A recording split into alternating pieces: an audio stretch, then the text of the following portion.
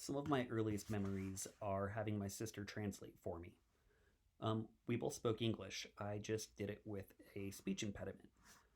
She understood me and knew what I meant, and she would relay my message to other people. And when I got started in kindergarten, they ended up sending me to speech therapy for a couple of years to help me learn how to formulate the words a little bit better. And honestly, the experiences left me a bit obsessed with language and clear communication.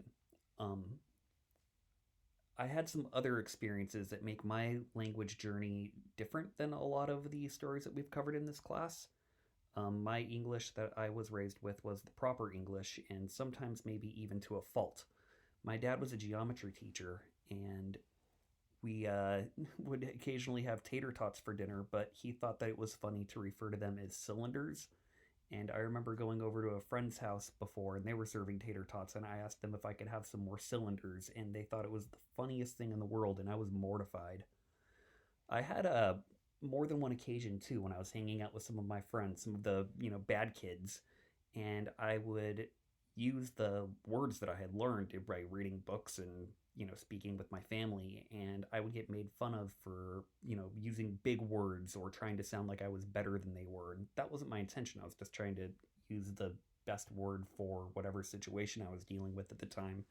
And I learned to kind of do some code switching. Honestly, I kind of dumbed myself down from time to time to make it so I could fit in a little bit better. Um, I struggled to learn Spanish. I always wanted to, and I took Spanish in both high school and in community college. I never had very much luck with it. I learned a lot of words, but I never became anywhere near fluent. I describe my Spanish as Tarzan Spanish because Tarzan's level of grammar was about the best that I was ever able to muster with Spanish. And it has really just kind of opened my eyes to my future pedagogy for being a teacher is to try to be aware that everybody's relationship with language is unique to themselves and none are inherently better or any worse. In the story that we read, whose standard English? Well, I would say that mine is the standard English that is taught in schools, and that made me feel like my communication skills were better than other people's, but they're not really any better. They're just the expectations of the culture that I was raised in. And I'm not any smarter or any better than any of the other students that have come with different educational and linguistical backgrounds.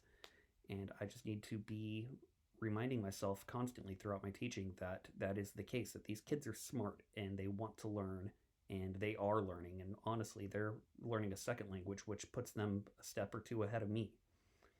Thank you.